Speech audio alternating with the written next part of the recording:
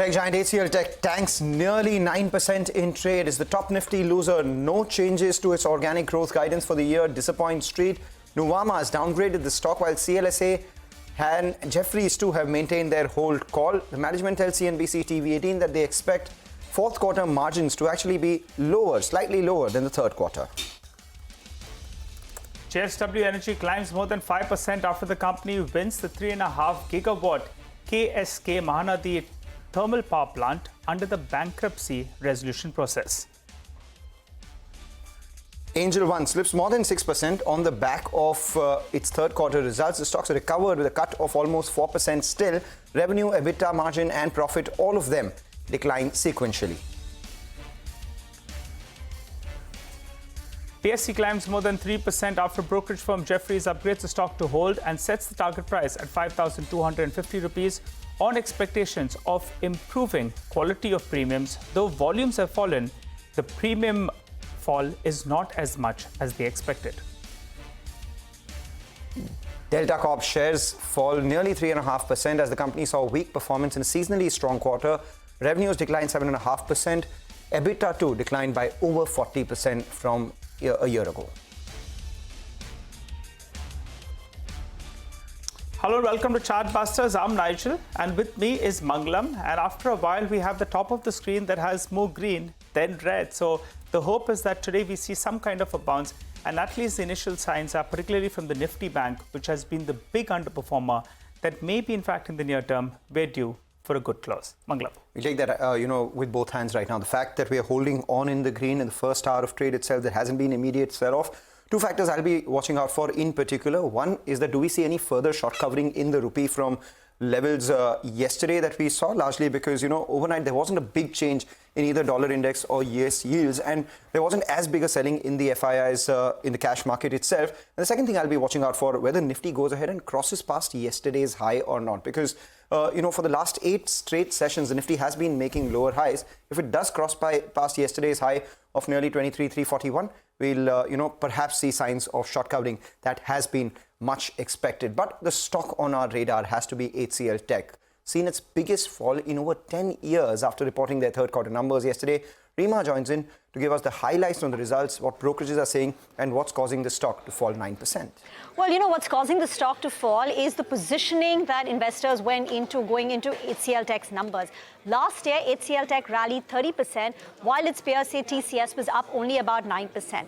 HCL Tech's PE re-rated by 20%, and by the end of it, HCL Tech was actually trading at a premium to TCS and Infosys. So that's the reason why it went in with very high expectations, and the numbers failed to meet that. So the numbers in Q3 were a miss on the company's top line. The revenue growth was at 3.8%, lower than consensus expectations of 4.1%. Margins were in line, so no beat over there.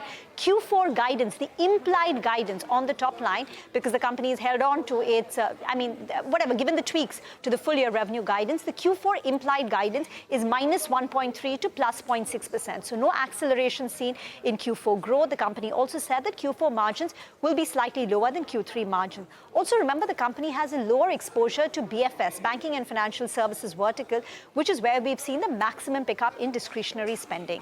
Brokerages, now Kotak has cut the FY25 to FY27 dollar revenue estimates by 1 to 4%. They say the stock trades at full valuations. They've got a reduced call.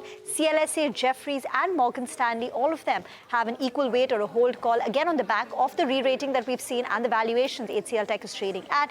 Nomura, though, is still bullish, buy call with a target price of 2,000 rupees. So in a nutshell, the numbers failed to excite the street. There were a few misses in terms of the fact that the company didn't raise the upper end of the revenue guidance. Q3 was a miss on the top line, and plus full valuations and the recent run up in the stock and outperformance. All these are reasons why the stock is under severe pressure today. Okay, all right. Rima, thanks a lot for breaking that up for us. And early this morning, Rima was one of the first few who said that expect HCL Tech to open up in the red. So kudos to you on that one as well. Well, let's focus on earnings then. We're focusing on Anand Rathi Wealth. The company reported revenues a little below than expectations. However, margins improved sequentially. The management has also raised their PAT as well as their margin guidance for the remainder of this fiscal. Feroz Aziz, who is the Deputy CEO of the company, joins us on the show. Hi, Feroz. Good morning and good to see you, Win. Feroz, let's focus first on the guidance that you've upped. If I go by that, it's implying there'll be a marginal growth in revenue, but your profitability will decline by close to 10-12%. Fair to assume that for the fourth quarter? See, I think from a margin standpoint, we look at our business more simplistically than very microscopically because we are in the business of wealth management. So we look at our PAT margin to be above 30% at all points in time. That's the number which we are very possessive about, PBT greater than 40%. Anytime we see that, we don't want to pocket the operational efficiency just yet. Because this business has a lot to reinvest in. For example, I have 161 research people only focusing on India. The day I see my PBT margin at 44%, then it's time for me to spend 2% on the global side, hire 50 people outside, and propel growth for longer periods of time, because we've given a long-term guidance of 20-25% for long periods of time, for 10, 15, 20 years. So that will require some degree of reinvestment. So coming back to your point, whether we've revised our guidance, what we feel proud about, or not proud is a stronger word, we feel happy about, is the fact that we always undercommit and over-deliver. And this last quarter was a very bad quarter or the second worst quarter from the time we got listed. From a market standpoint, Nifty was down 8.97%. In that quarter, if we have grown 33%, gives us some santvana and some calmness that we got the highest new monies in a quarter, which was not the best from an external standpoint. All right, take that point, and not only would we give you some credit, but we'd give credit to a lot of the mature investors as well, Feroz, who've decided to deploy their wealth at the time of the markets not particularly doing well. So we've come a long way on that. But while you've got money, I am compelled to ask you this. I'm looking at your presentation, and FY22, your equity MF net inflow share was 1.9%. Net inflows for SIP purchases was 7.2%. Look at it now. For the first 9 months, your market share in equity MF has stayed largely stable at around 1.8%, and net inflows for SIP purchase is down to 4.8%. What explains this, and what's your market share target here? Yes, Mangalam, the credit of net flow goes to you. Most of my clients, HNIs, watched TV18, and I'm very happy to say that, because most of the cream a la cream of India sticks to your channel, and there's nothing wrong to admit that. So a large portion of the credit of my net flows goes to the education which TV18 does, and hand on heart, that's a compliment, heartfelt. Coming to the more pointed bit of where we see market share. See, if you have to look at market share of 4.8% on net flows in a country where there are lakhs and lakhs of distributors, I have 383 relationship manager colleagues.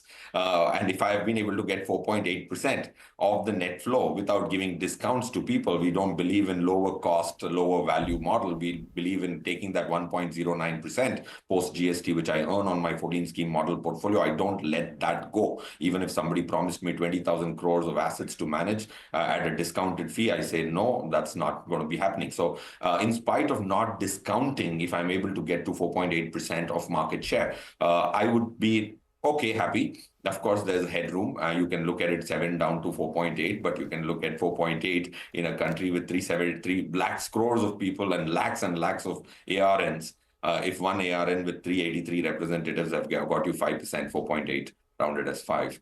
I would be okay and happy, because I think last quarter was not the best in terms of net flows for the financial year. All right, Feroz, the growth in active client families and the AUM per RM as well has dipped. The growth in active client families has slowed a little bit. And if I look at the AUM per RM, that's dipped on a sequential basis. Yet your margins improved. How is that? Tell us, what are the factors that played out? Nigel, you are very sometimes kind, sometimes unkind. When the market does very well, you attribute all the AUM growth to market. When the market falls, you tell me that. No, Feroz, that's not true, Feroz. Just asking you what your shareholders want to know, and I'll have to also rope in the fact that valuation-wise, Anand Rathi gets a pretty good multiple. So you could answer both the points on the margin, as well as, as someone who's been with the group for so long and led the way from the pre-listing days as well. What do you make of this premium multiple? Yes, Nigel, on a lighter note, I was saying that now let me not dodge your first question. In terms of what has happened is, see, there's a 9% fall in the Nifty. There is broader markets have fallen a little more last quarter. So we've just grown 1.5-2% quarter on quarter, 39% from December to December, 55,000 to 76,500. We have given a guidance of 80,000 because if 10% falls on 50% of my assets, which is equity mutual funds, then straight I lose 4,000 crores of mark to market at least, or if all the money was as much as Nifty beta only. So that's why if you see this on a quarter on quarter basis, it will give you a deceptive picture, and I'm sure the shareholder should look at how the business is from the way this business is being run. So I would look at it year on year. So 55,000 crores has become 76,000 crores, which is a 39% growth from December to December. Now coming to the valuation, see what happens is market always discounts the future. Valuations, yes, I would say if you measure PE as a barometer, we are at least 10, 15, 20 PE greater than the second highest PE, including asset management companies in this industry. I personally think after spending 13 years in this company, the 5 reasons why our businesses, if I was looking at it from a shareholder standpoint and trying to decipher why do we get 15 PE more, the 5 reasons which I look at, we are the best ROE. There was one report which just got released the last week where ROEs are best in the country, and that's also looks at 12 businesses, right, global and Indian. We had an ROE of 45%, which was the highest. PEG, which is the great barometer, I've heard Motilal Oswalji always say PEG is a better measure, and I've been his bhakt. So PEG in India, in all financial services businesses which were there in that chart, which was about 6-7 Indian businesses, we were the best, 0.8, 0.9 as per that report I'm just quoting. Right. Then Ventura was the report which I'm quoting. Third, attrition. We are a people's business. Attrition being 0 is first time in the Indian financial services industry. Somebody can say in the regret attrition for 15 months prior to this quarter, right, we had 0 attrition. So that's one reason. No new products launched. Till the product machinery is an autopilot. Generally, when you launch new products, like even a phone manufacturer launches a new product, there's an increase in revenue. With right, no new product launched for the last 12 years, our business is consistently growing at 33%. That's the mean and median for the 13 quarters I've been listed. The standard deviation of my result, my worst quarter for 13 years has been 24.5%, has been the worst quarter. You know, Feroz, in spite of markets giving a lot of shocks. So these are few of the reasons. And in bad markets, if you can produce a financial services business which can do well, there is some premium I think market would be giving. But these are some of the reasons I could probably put on table. As my assessment. All right, Feroz, you believe that we should look at the numbers with a longer term horizon instead of looking at it on a sequential basis. You've laid out some guidance, but that's indicating some bit of softness in the fourth quarter, though you're very confident of achieving that. And as you're saying, you're confident of, you believe that you'll deserve a higher PE as well. And, that was a question with regard to the higher valuations, but you believe it's justified. Thanks a lot for joining in. We'll try to quiz you a little bit further. Maybe the next month or so, we re-invite you on the show and quiz you about how business is going on in the fourth quarter. For the time being, we'll slip into a short break. On the other side, we'll be joined by Shilpa Raut of Prabhudas Lilladher, who will be here to discuss the market technicals.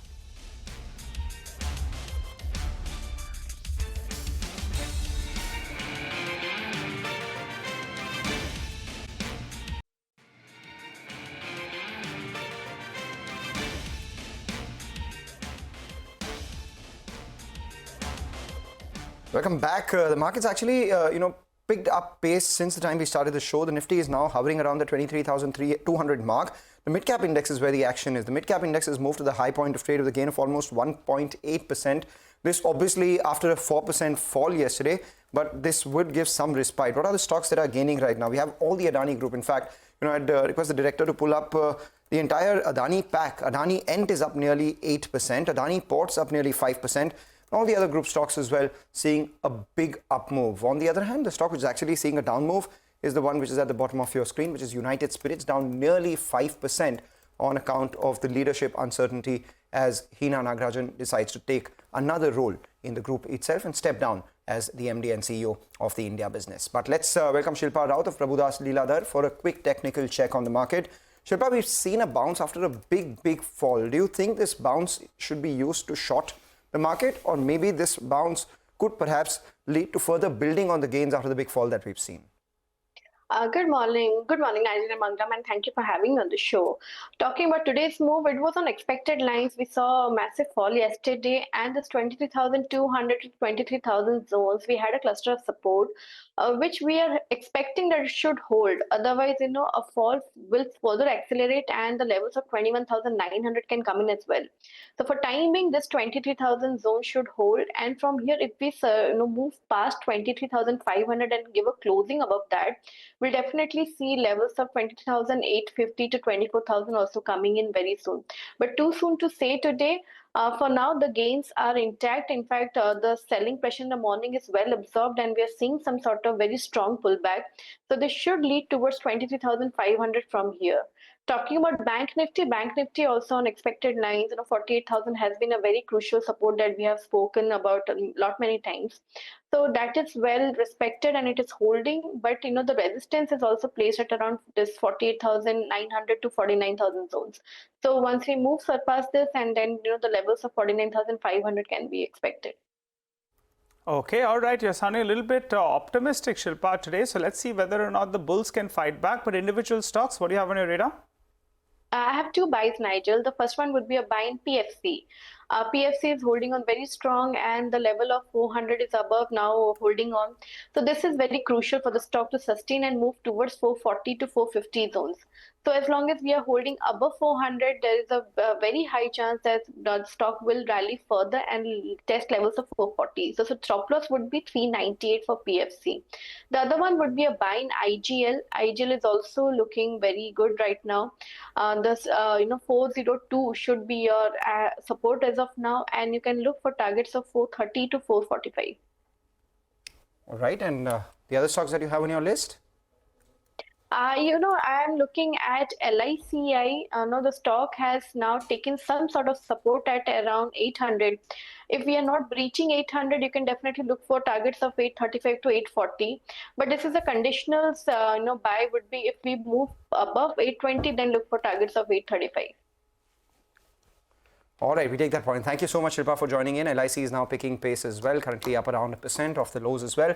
With that, we'll get you another idea for profit. This one comes in from our colleagues at Money Control Pro. Jitendra Gupta joins in with a stock that he's been tracking. Jitendra. Hi, thanks. Today we are going to cover KEC International, a leading EPC player in power T&D, which is showing strong business performance with significant order inflows. Till about second quarter of the current fiscal, the company secured close to 16,000 crore orders, reflecting close to 60% year-on-year growth. This growth is expected to continue, driven by the recovery in T&D expenditure. Of course, the government is doing more capex. Moreover, the business is improving. In Q2 FY25, KEC reported a solid 14% year-on-year growth in revenue. The T&D segment stood out with almost 28% year-on-year growth in revenue, driven by higher execution. We believe second half should be better. KEC's order book stands at around 43,000 crore, which is 2.5 times its annual revenue, provides a very strong earning visibility. Domestic T&D business is projected to witness 30 to 40% growth in second half, contributing to overall 20% growth in T&D revenue on a full year basis. Margins improvement initiatives such as integrated conductor manufacturing facility and selecting high margin biddings further support overall profitability of the company. Its stock is trading at 18 times its FY27 estimated earnings, which is considered to be good, considering the fact that the growth trajectory is good and margins are improving on an overall basis. All right, with that, we'll introduce Growth Code, a special initiative by Grow and CNBC-TV18 to further empower retail investors and traders. Renowned investors and professional traders convened at Grow's Trading Right event on November 9th, where they shared valuable strategies. Here's a snippet of what Aditya Pachwaria, who's the co-founder of Fintoric Capital, had to say about the risks of trading penny options. Let's listen in.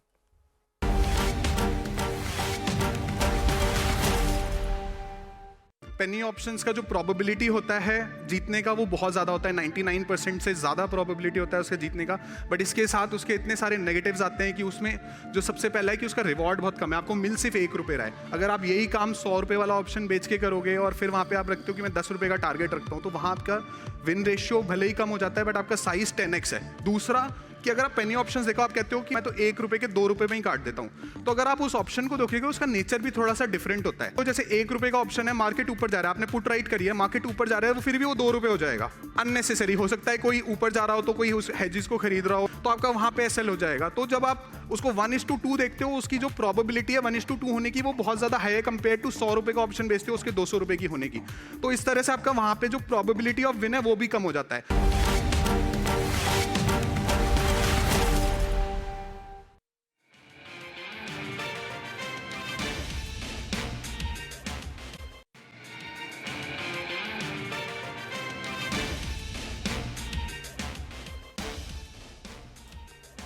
Well, it's actually a good start to the trading session. We're up 120 points on the Nifty. The one that's going bazooka move today is actually the Nifty Bank. That's making a higher low and a higher high. And that's something we have not seen in the last 7 to around 8 trading sessions. So on that note, we'll wrap up on this edition of Chartbusters. You don't go anywhere. Trading Hour comes up next.